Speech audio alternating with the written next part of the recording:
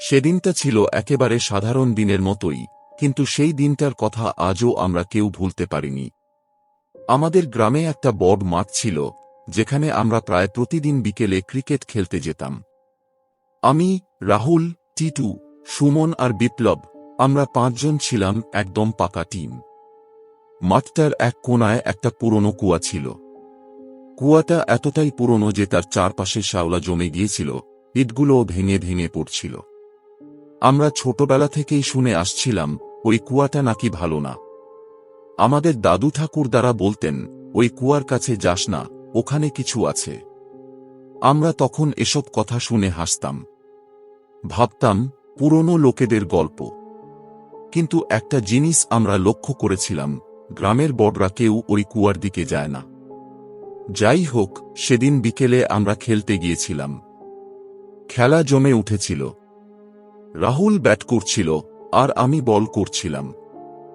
আমি একটা জোরে বল করলাম। রাহুল মারল ফুল সুইং। বলটা সোজা উড়ে গেল আর গিয়ে পড়ল ওই কুয়ার ভেতরে। আমরা সবাই একসাথে চুপ করে গেলাম। কিছুক্ষণ কেউ কিছু বলল না।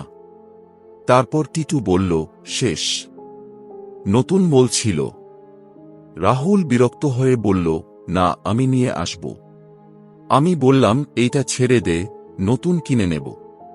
কিন্তু রাহুল একগুঁয়ে ছিল। বলল, এত সহজে ছাড়ব না। আমরা সবাই কুয়ার কাছে গেলাম। কুয়ার ভেতরটা একেবারে অন্ধকার। নিচে পানি আছে কিনা তাও বোঝা যাচ্ছে না। সুমন একটা লাঠি এনে ভেতরে ঢুকিয়ে দেখার চেষ্টা করল, কিছু বোঝা গেল না। রাহুল বলল, আমি দেখে আসি। আমরা বললাম, সাবধানে। সে ধীরে ধীরে কুয়ার ধারে গিয়ে ঝুঁকল। তার হাত কুয়ার ভেতরে ঢুকিয়ে নিচে দেখার চেষ্টা করছিল। ঠিক তখনই রাহুল হঠাৎ থেমে গেল। তার শরীর একদম শক্ত হয়ে গেল।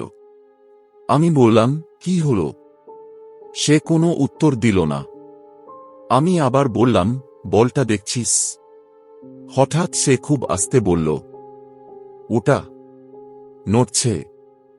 আমাদের গা শিউরে উঠল।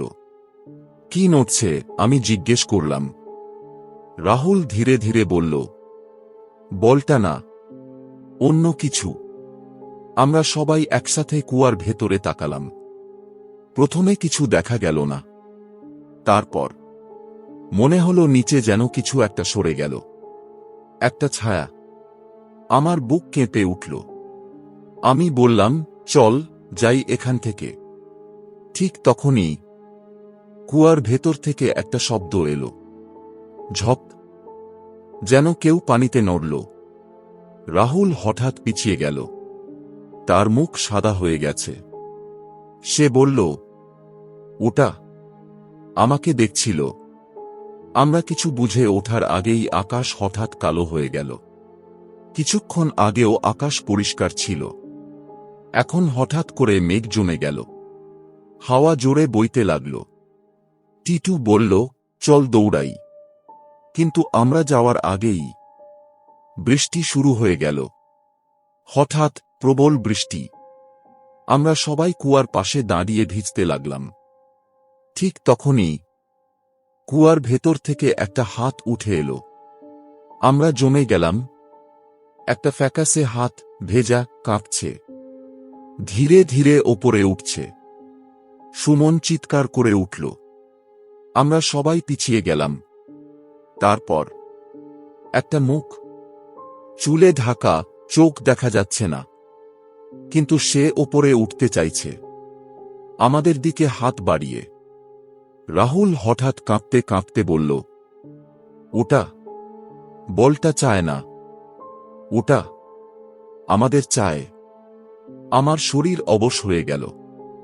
হঠাৎ দেখি বিপ্লব কুয়ার দিকে হাঁটছে। আমি চিৎকার করে বললাম, কোথায় যাচ্ছিস? সে কোনো উত্তর দিল না। সে যেন কারো কথা শুনছে। ধীরে ধীরে কুয়ার দিকে এগিয়ে যাচ্ছে।